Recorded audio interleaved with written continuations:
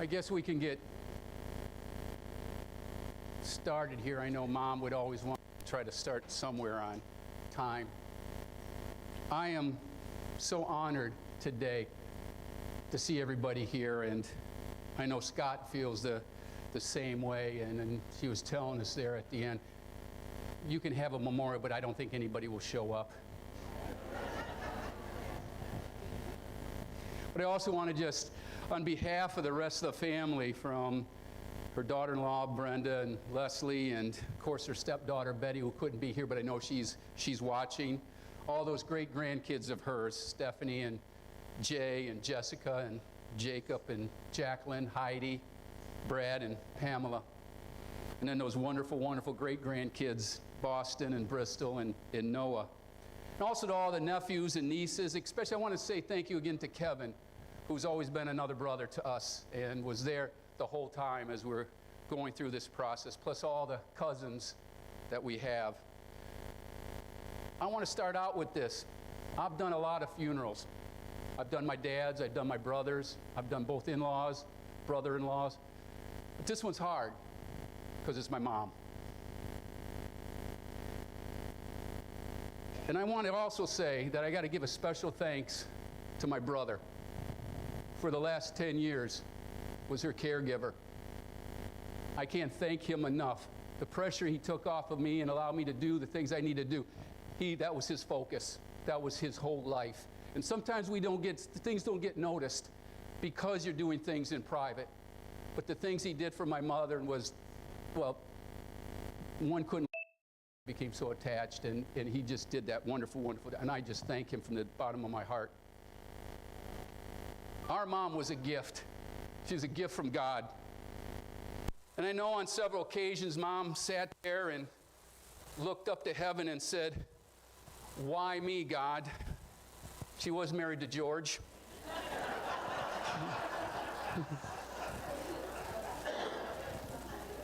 And she raised us 3 boys, which was not an easy task. But God always looked after her. She ended up with a great second husband who gave her a wonderful life of love and support and companionship. Plus, that man took her wherever she wanted to go, on any trip that she wanted, and bought her whatever she needed. On most occasions, because they had a house here and a house in Sun City, he would make sure she had 2 outfits just so we didn't have to pack all those things. She had grandkids who adored her, the best great-grandkids. And the thing I loved, there was hundreds and hundreds of people who called her Aunt Sallie. And it wasn't that she was so blessed, it was that we were so blessed to have her in our lives.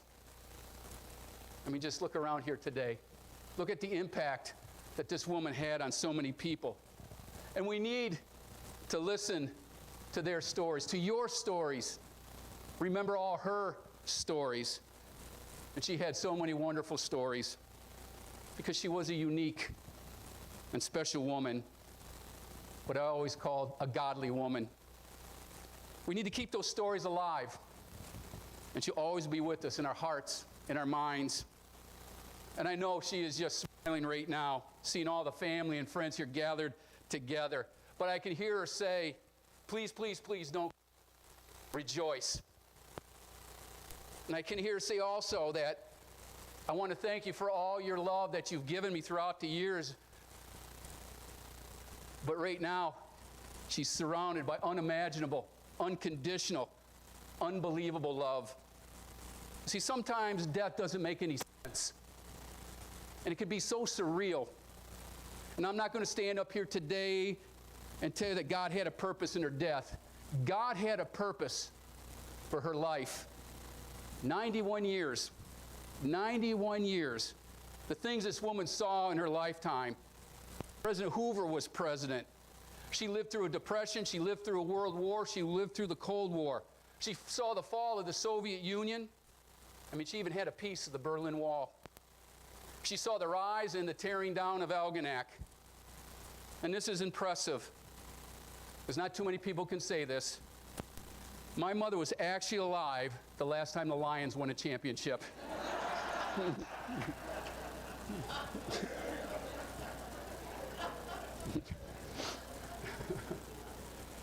the things she got to do in all those years. This woman lived a full life. You see, I believe in a God who gives us free will to make our own choices and decisions in life. And because of that, we do live in a world where things happen and people die every day. And for some reason, we're supposed to make sense of that. We just live in an imperfect world where sometimes bad things happen to good people. But I believe that God is a loving God who deeply cares for us. God never promised us that life was going to be easy. In fact, life is very, very difficult. Life is hard. And sometimes life can just drive you to your knees. And I saw that several times with my mother. But the thing about my mother, our mother, was when she was on her knees, she always looked up to God, thanking Him, trusting Him, trusting in His healing powers. Because Jesus said pain and suffering are coming. Unlike some religious leaders, they'll just write off as pain and suffering as some kind of illusion. But Jesus told us the truth. In John 16:33, He said, you will have suffering in this world. Jesus didn't say you might, it could happen. He said it will happen. And Mother understood that. She even wrote a book. And she called it From the Peaks to the Pits to the Pinnacle. And as we speak here today, she has reached the pinnacle. Her whole life, she taught us how to overcome obstacles. Right from the very beginning, she was born in her grandmother's house over here on Washington Street with a club foot. Back then, the doctor said, we got to fix this. And they thought, well, we'll take it to the hospital. No, we'll fix it right here and right now. And they did. It was during the Depression. And she had to move from place to place with her mother and father looking for work. The stories of Chicago and New Orleans and living in Miami. But the greatest thing she said was when I always got to come back to Algonac to come and live with my grandma and my daddy Bill so she could graduate from Algonac, and she did in 1949. And that was so important that she made sure her boys were graduated from Algonac as she raised us over there on High Road. But the thing that was so important to her, and she understood this, I look for it in Scripture, but I haven't found it yet, but we know that God loves muskrats. Her first marriage wasn't the best. I remember when I did my dad's funeral, and I said, I had a tremendous dad. I love my dad.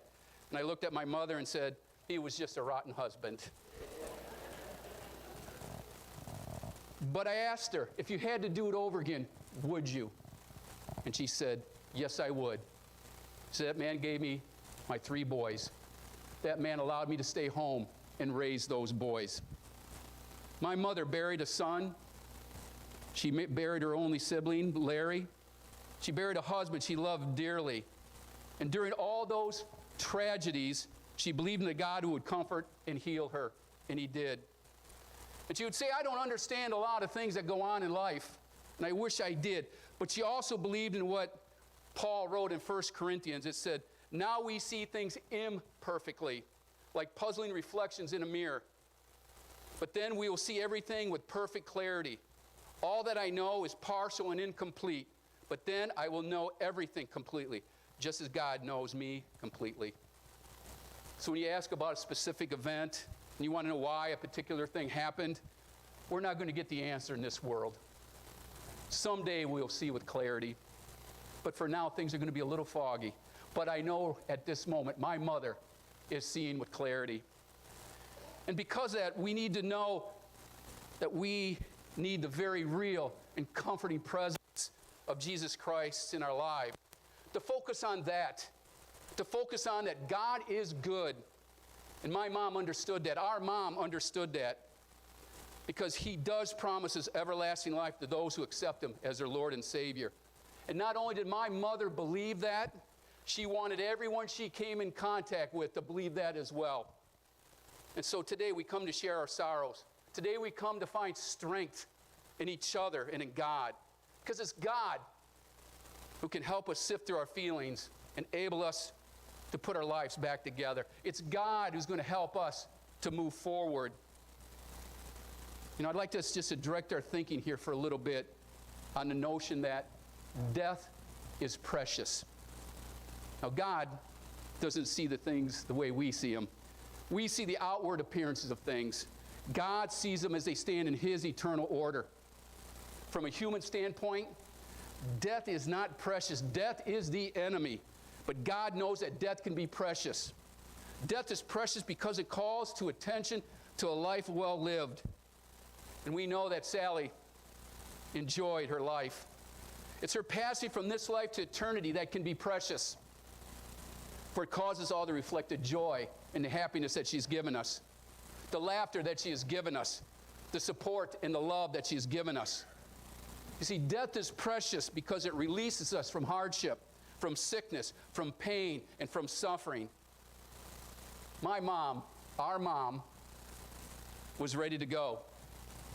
It was just Wednesday, a week ago Wednesday, when Scott gave me a call and said, "You better get here."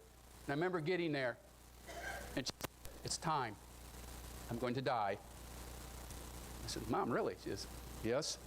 She says, "It's not the problem of dying." She says, "I just don't like the process." And I said, "How true is that?" But death is precious because for Christians, it's an entrance into heaven. Death is just merely a transition from earth to glory. And that there's a wonderful inheritance for those who follow him. And through her passing, she is now going to spend eternity with Jesus.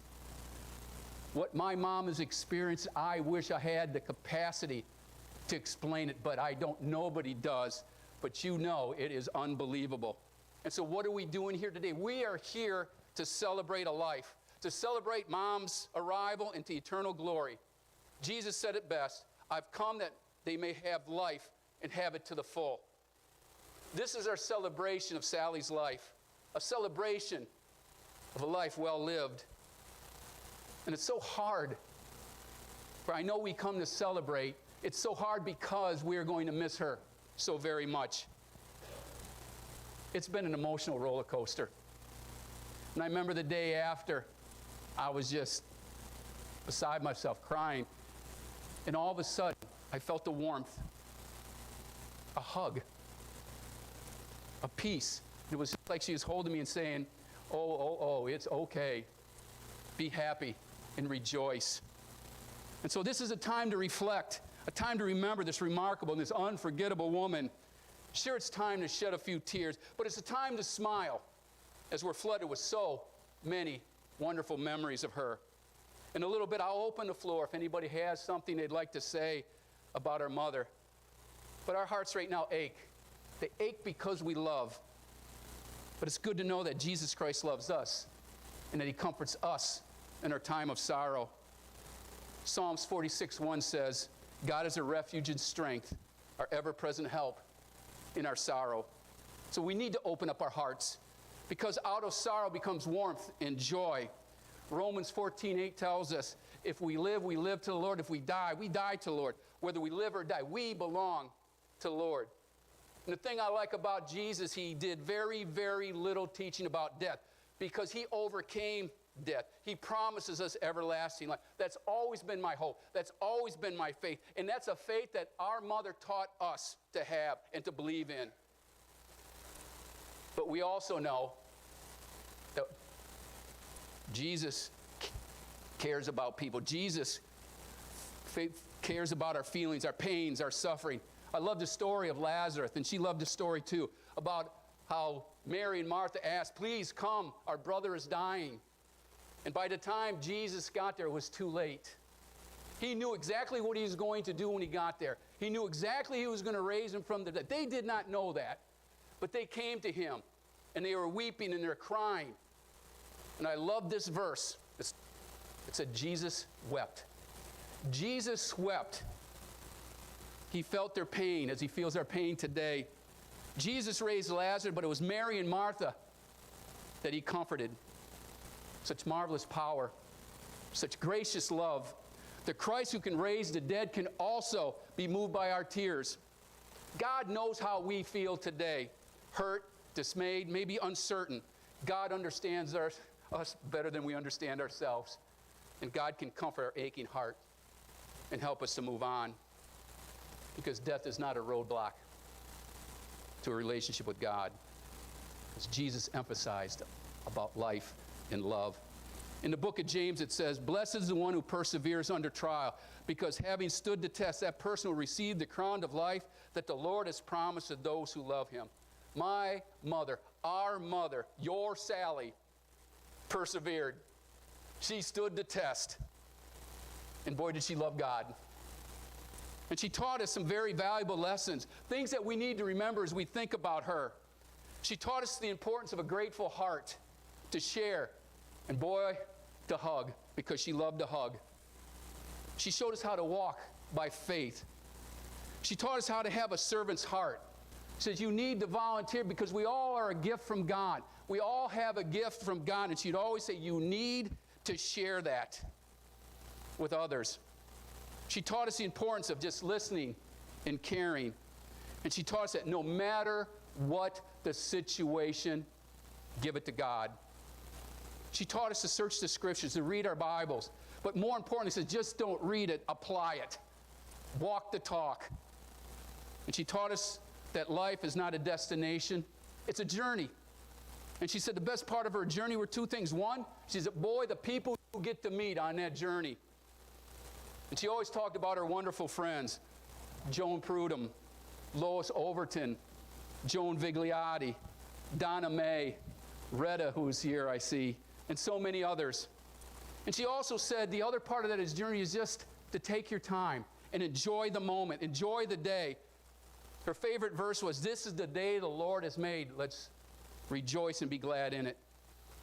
She showed us how to age positively, to always look for the best in everyone. And as she got older, she always had that saying, "I'm old now, I can do whatever I want." And she started that at 60. She lived by the motto, it's not what happens to you in life, it's how you react to it. And for a mother, her reaction was give it to God. Trust in His strength, His mercy, His grace, and His love. Mother never had a lack of words, and she spoke her mind, as most of you would know. But it was always with a loving and caring heart. She was a prayer warrior, a letter writer to anyone who she felt needed support. And she was an active member of this church right to the very end. She taught us the importance of love and family and to trust God. That woman understood true love, especially as for us boys. And if you know us, that's true love. Mom was involved in everything that we did. I don't care what it was. She was our Cub Scout leader. From Little League all the way through basketball, and even when I was playing college basketball, she came to every event. She was our youth group leader. In school, Mom was the automatic chaperone. They didn't ask us, they just knew she would be the chaperone.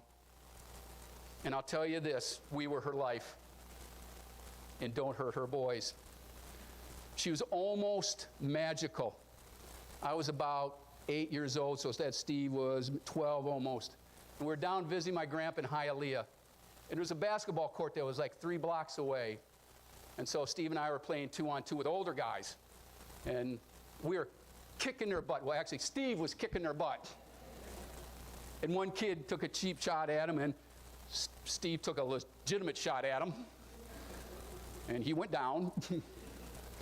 And this guy's older sister came, and she wanted to fight Steve. And Steve, of course, we're taught, don't you ever hit a girl. I'm freaking. What am I going to do? Steve doesn't know what to do. And out of nowhere comes Mother. I don't know how she knew it, but she knew something was wrong. And let me just tell you, she put that girl in her place. The love that she had for her grandkids and her great-grandkids, but it's those grandkids. They all know whenever they visited grandmother, she would do whatever they wanted to do. She'd sit and do puzzles, or they would color, or they'd go to the park, or play charades. Whatever it was, she was willing. And the love she had for Johannes, the places they went, the happiness they shared. Because of that man, he gave her new encouragement, a new attitude. And it was through this encouragement that both of them were distinguished Toastmasters. You know, they loved making those speeches. He encouraged her to do shows from Off Your Rocker to that Dr. Cronkite and all these different things. It was because there was John pushing her to do this. But the biggest one was when she won Miss Senior Michigan pageant and was Miss Senior Michigan 1999. The only thing we struggle with is that we call her Queen Sallie from there on. And to understand this and about love, she said, you know, I forgive your father, and I love George. And if I'm not mistaken, I think that puts her up for sainthood. The woman was all about love. She was all about sharing and living in the moment. To know her was to love her because she's so welcoming and so caring and easy to talk to. Our mother wasn't wealthy, but she was rich in love. And you know, you can read all the poetry you want on love, and you can read all the stories on love. You can listen to all the great love songs. But until you experience true love, you'll never truly understand it. Our mother understood true love. And she also understood that it was a gift from God. She loved the verse in Corinthians, love always protects, love always trusts, love always hopes, love always perseveres. And she knew love never fails. That's the story of our mother. You know, you can tell also the character of a person and what they enjoyed. You know, my mom enjoyed life. She enjoyed life like a good meal, like a banquet, a little bit at a time. She enjoyed the simple things. She loved coming here. She loved God. She loved you people. She loved the river, which she always called her river. And I was reading her book again, there was a quote in there from her, and it said, my prayer to God is that when I get old, and she put really old, and she got really old, to take my last breath while I was looking at the river. And she did. She loved just sitting in her chair looking at the river, reading a book, and boy, could she read books. She loved watching the freighters go by. This woman loved chocolate. As she said, to her, heaven is not paved with gold, it's paved with chocolate. She loved those hot fudge sundaes, those Mackinac fudge, and those Hershey Kisses.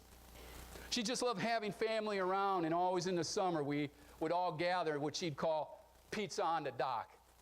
We never got it to the dock, but we always called it that. Shopping with her granddaughters.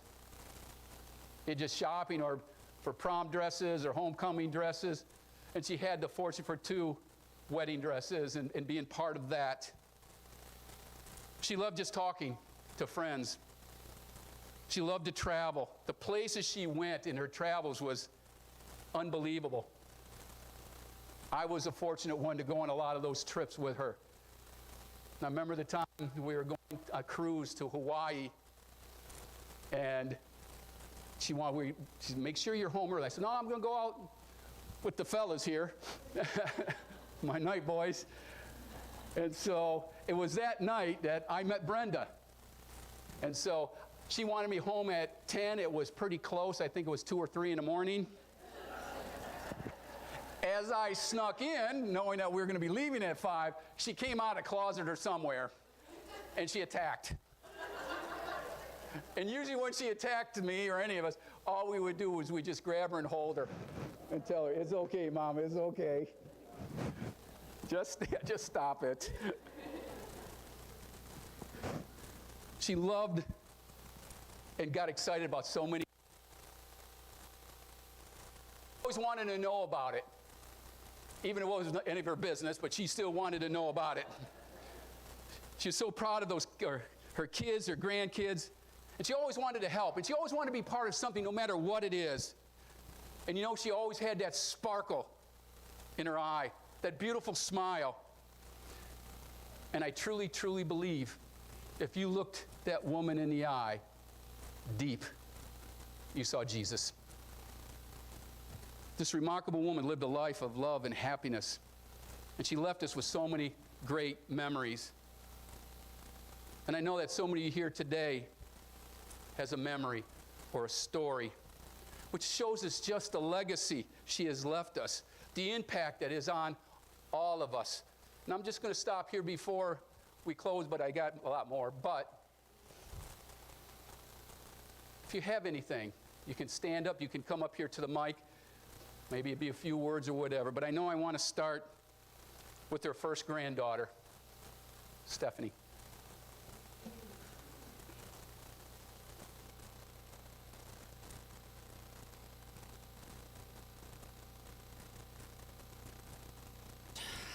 This is a hard one.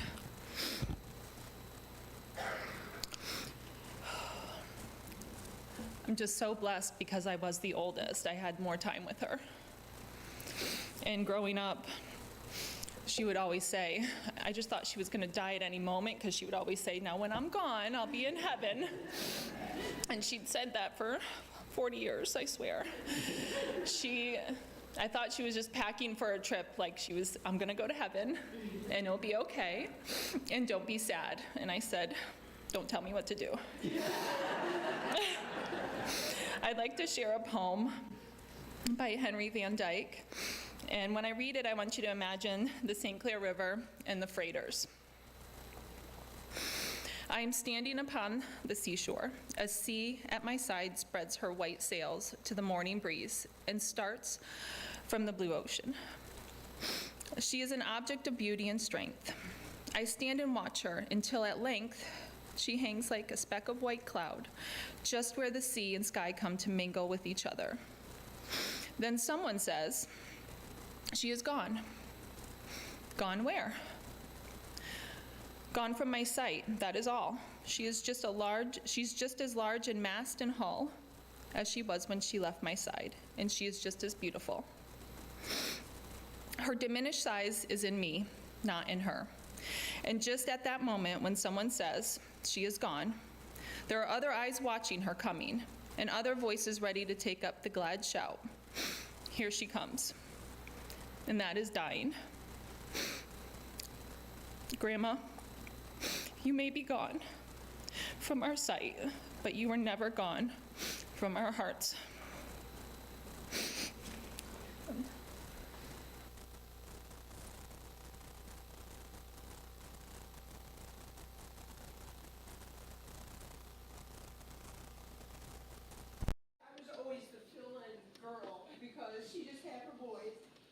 When she was there with you that first time, seeing you and stuff, and how thrilled she was to finally have her girl.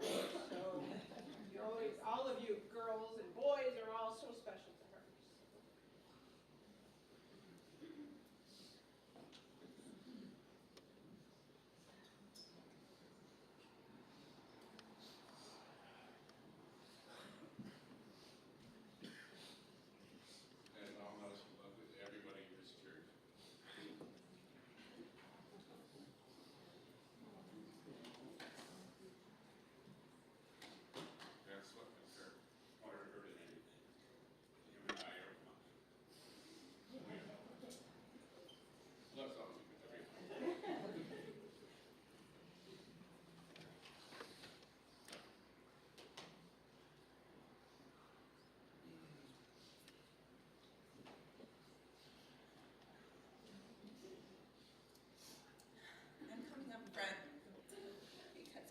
Jessica Rose, and I'm one of the granddaughters, and I like to be the center of attention, just like my grandpa.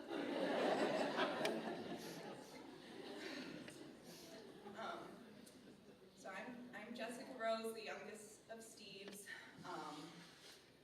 My grandma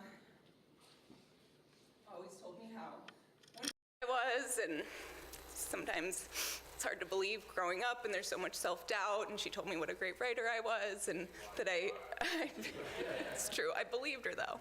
That was my mistake. No, she told me what a great writer I was, and that I had to share it with the world, and she encouraged all of us to share our gifts and and to be confident in what we do. And I don't think I would have ever published a poetry book if she wasn't pushing me every step of the way. And so of course it's called Rose Hips, because that was our connection, that I had part of her name.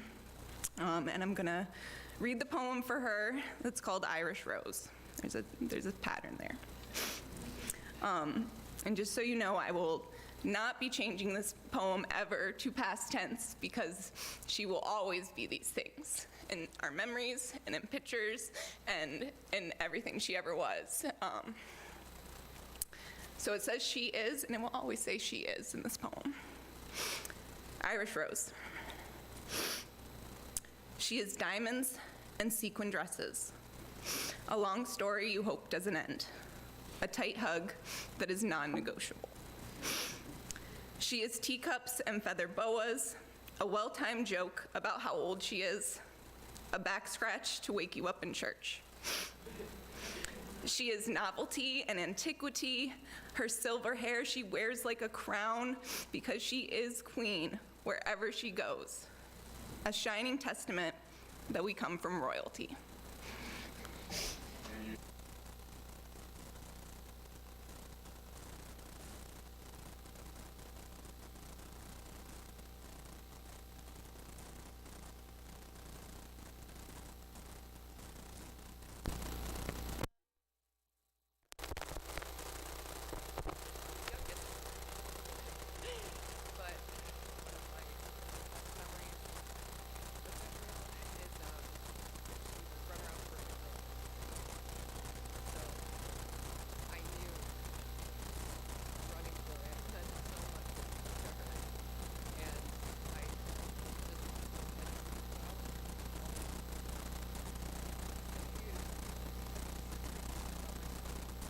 It was just like a really so it's great that one in my club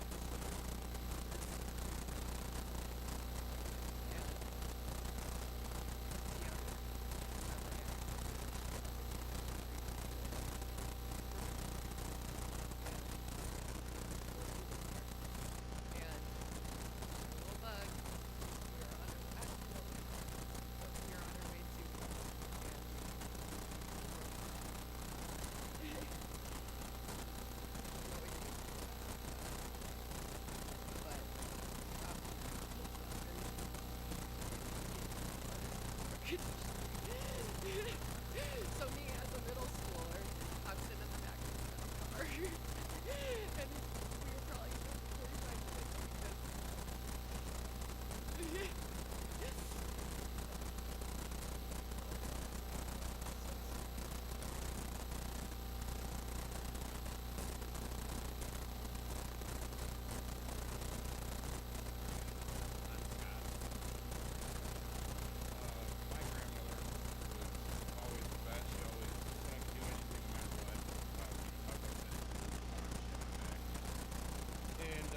Before we came here, we stopped at Dairy Queen and all had a hot foot Sunday.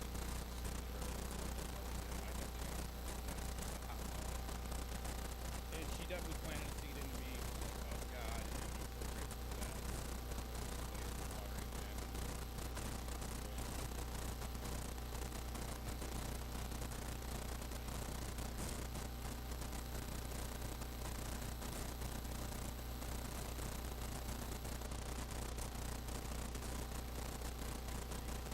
Big Indian Junior. And my grandmother.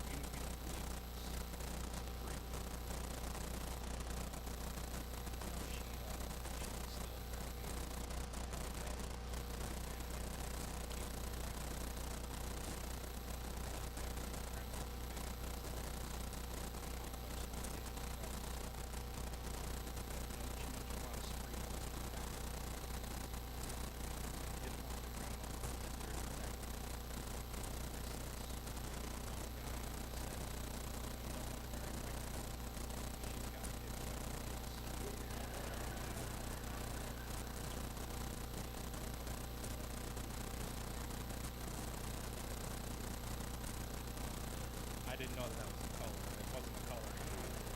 I just said it just came out. Unless they're involved,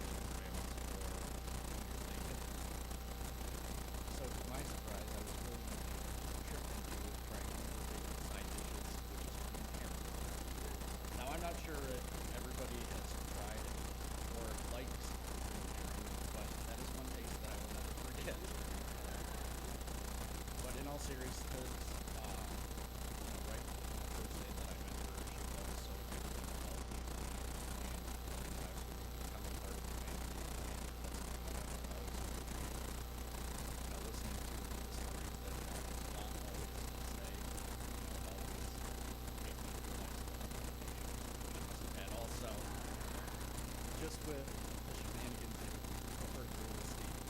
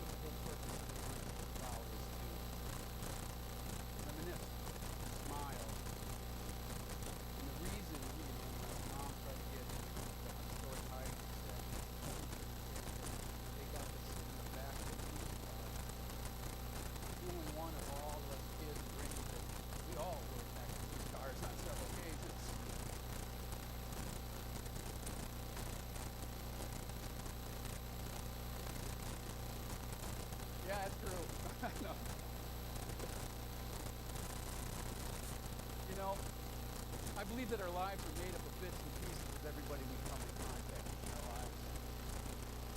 Sometimes it's good, sometimes it's not so good. But we are better people today because Sallie was part of our lives, that she touched our lives. And I do feel sorry for all of us today that she's gone. But I'm so thankful that God had a tremendous mother. She's touched so many lives. Sometimes when we reminisce, we're forced to look at death, and death can be a great teacher. It can provide us with so many different lessons. I mean, wouldn't it be just so wonderful if life was just nice and smooth and easy, with no pain and no tears and no suffering, no hardships? But life can be hard, as we all know it. Life can break our hearts in so many different ways. I love what David wrote in the Psalms. God heals the brokenhearted and binds up their wounds. You see, God gives us the power. He gives us the choice to see the positive in all things, as my mother did, our mother did. It's God who gives us reassurance. It's God who gives us comfort. It's God who gives us a heart to love, and more importantly, a heart to forgive. God teaches us that death just shows us the uncertainty of life. That's all it does. I love what the book of James tells us. Do not be under the assumption or delusion that we are in control, that we're going to live forever. The only thing we're sure of is this day. We need to make the most of this day. Because James tells us life is just a mist. That life is so precious, we need to take advantage, as she did, of every opportunity, of every relationship, of every friendship. Take the time to share and take the time to love and to understand. And we need to remember that this life is short, and we need to live this life in the light of eternity. It's a long, long time. And when we come to funerals, we're forced to see death as a reality. Sometimes it forces us to look at our own lives. Death can strengthen us. It can strengthen our relationship with family. It can strengthen our relationship with friends. And it can strengthen our relationship with God if we allow it.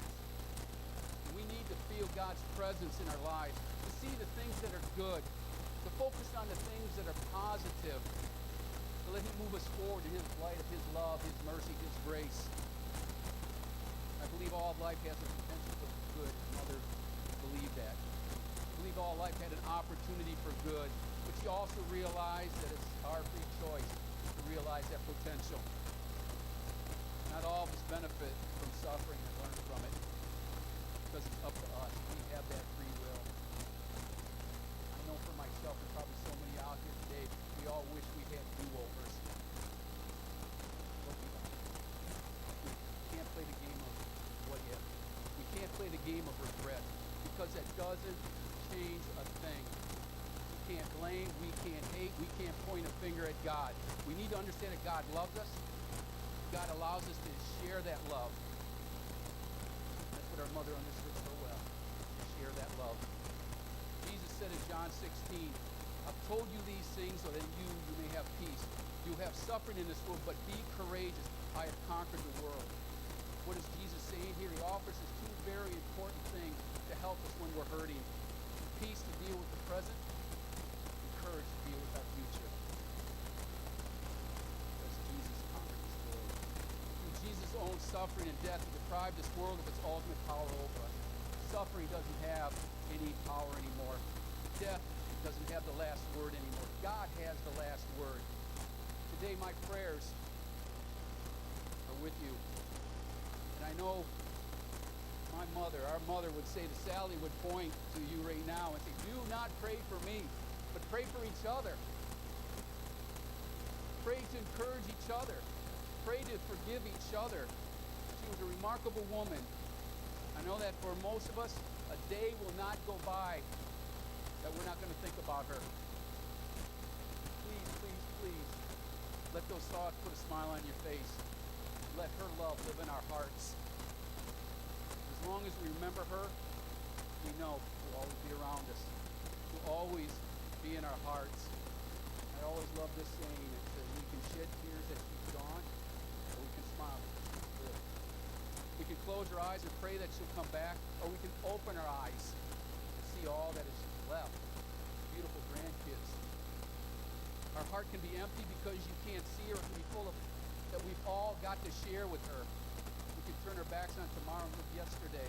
Or we can be happy for tomorrow because of yesterday. We can sit here today and remember that she's only gone. Or we can take those memories she's given us and let those live on. We can cry, close our eyes, be empty, turn our back. Or do exactly what she'd want us to do. To smile, to love, to forgive, to laugh, and to hug. She's always, she might have been called away, but her love of life, her gift of sharing will always be with us. And we need to take those positives of her life and remember those things. To hold on to those things that can make us better. Those things that put a smile on our face as we remember her.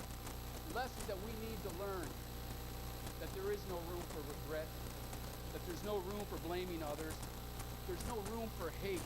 All there is, she would say, is room in your heart for forgiveness, for love, and to live each day to the fullest. And to cherish positive memories of friends and family. You know, Jesus said it best when he said, "He that is greatest among you is a servant of all."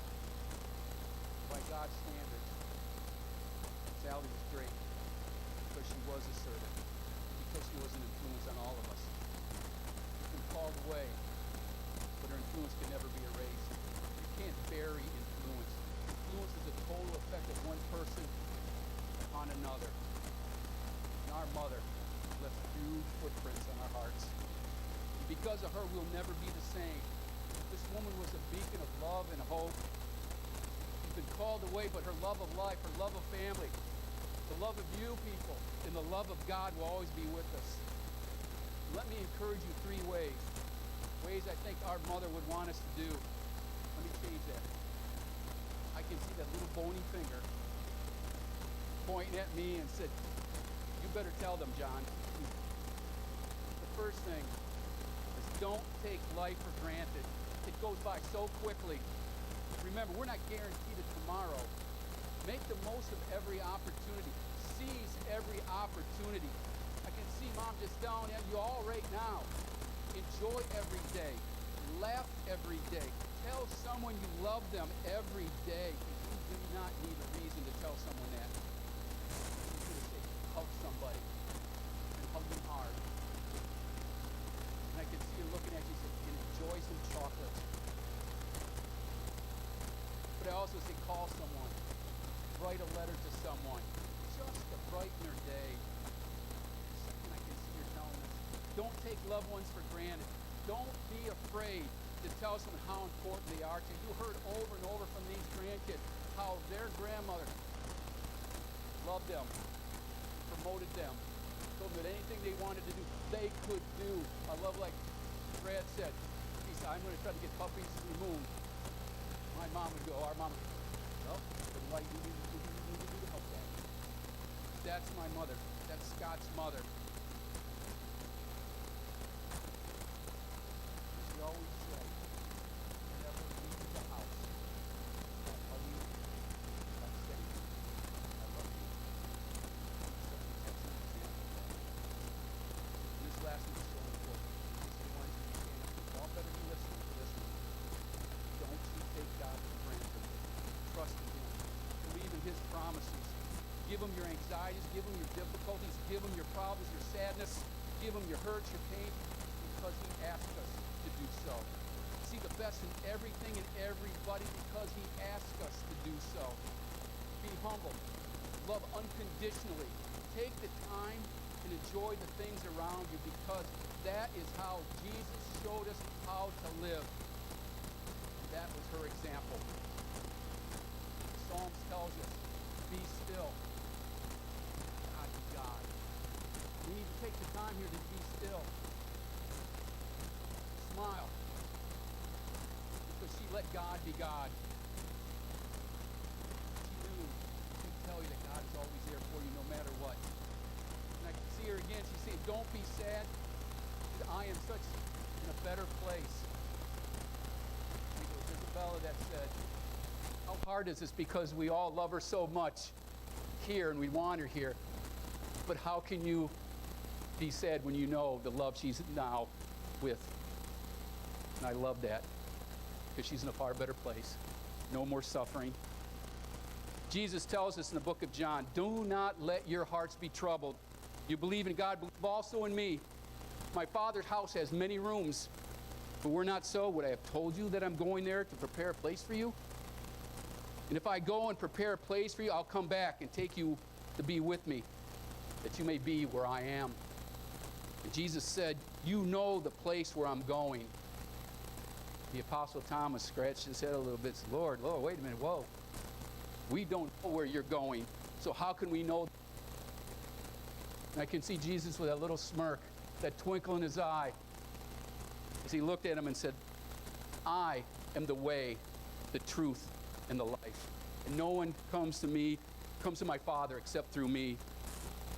As we end this service here today, we need to realize that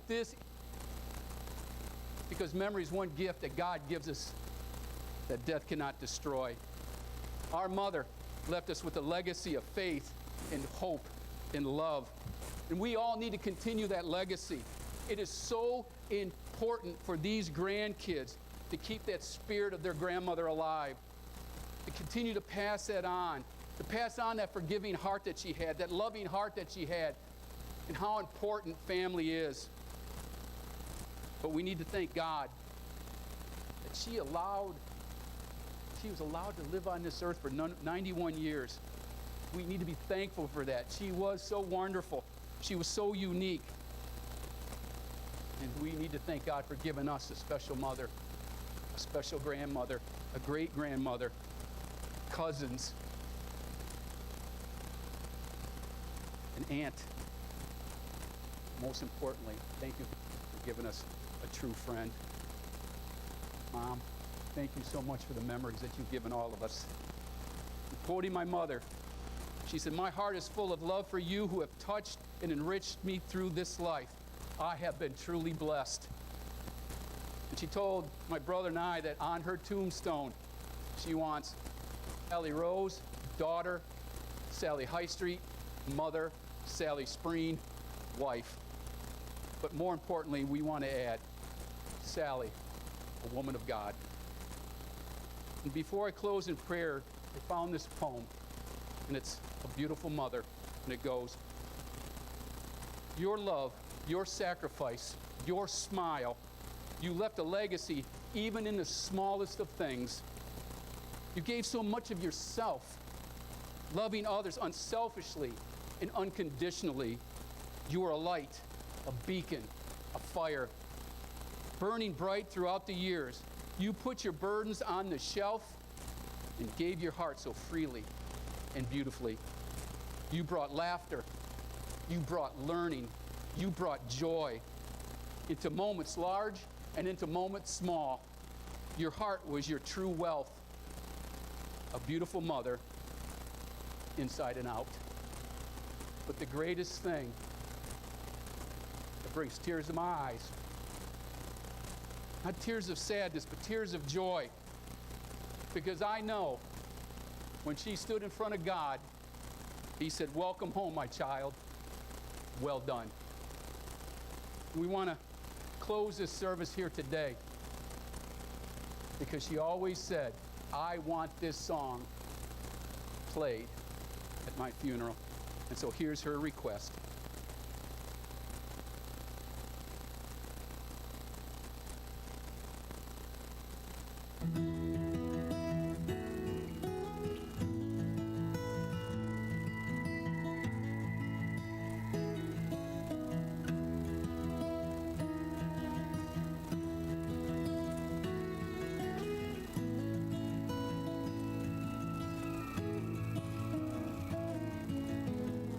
Some glad morning when this life is over, I'll fly away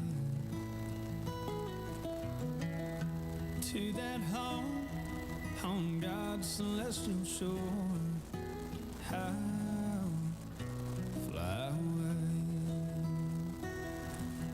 I'll fly away, oh glory.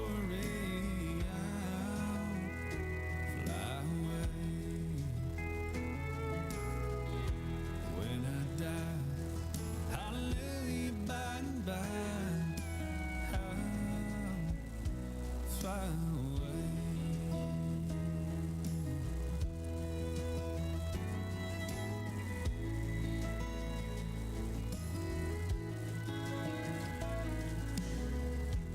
When the shadows of this life have gone out, fly away.